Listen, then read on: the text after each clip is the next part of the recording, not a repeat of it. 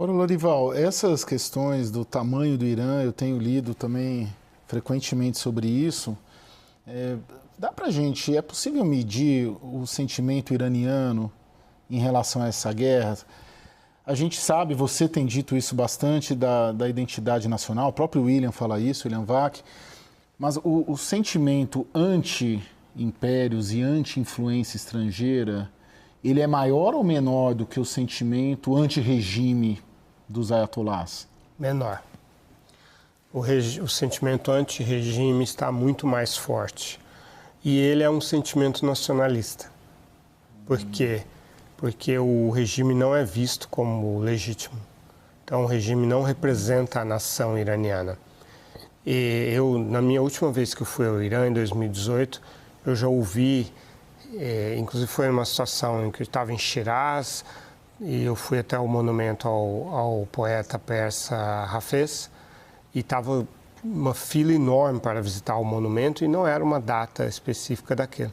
A data era uma data religiosa, então as pessoas deveriam estar nas mesquitas, e não estavam, as mesquitas estavam esvaziadas. Eu perguntei por quê.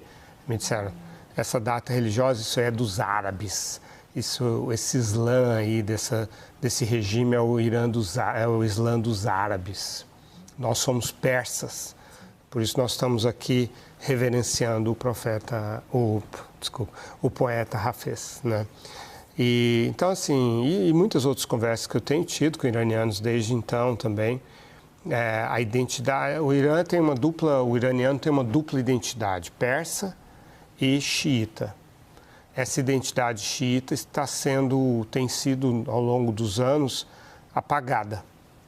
Não que eles deixarão de ser muçulmanos, de ser religiosos, mas neste momento prevalece a identidade persa, inclusive com um sentimento de superioridade em relação a árabes, a russos, a turcos. E tudo isso é nacionalismo.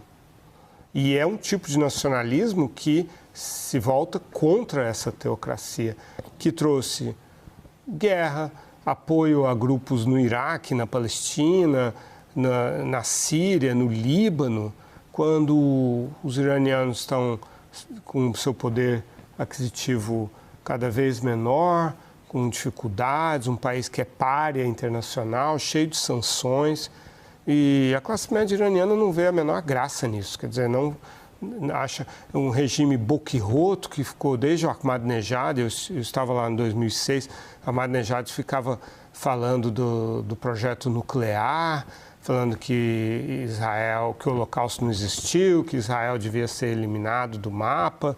E os iranianos olhavam para aquilo e falavam assim, como que isso nos interessa? Por que isso nos torna um país melhor?